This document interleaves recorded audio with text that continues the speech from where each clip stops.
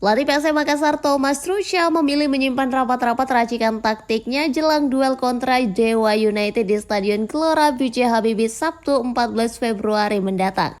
Di tengah kondisi tim yang belum ideal, arsitek asal Republik Ceko itu tetap membidik kemenangan demi menjaga laju pasukan Rama. 3 poin menjadi target mutlak. PSM membutuhkan kemenangan untuk kembali merangsek ke papan atas klasemen Super League 2025-2026 sekaligus menjaga asa finish di 5 besar pada akhir musim.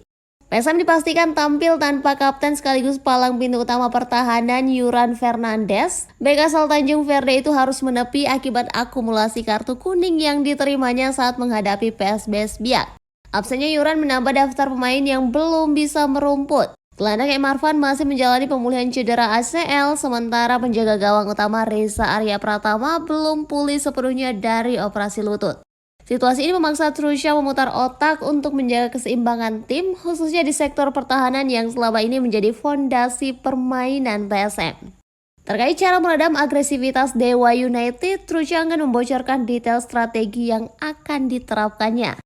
Ia hanya menekankan pentingnya kerja keras, disiplin, serta efektivitas dalam memaksimalkan peluang.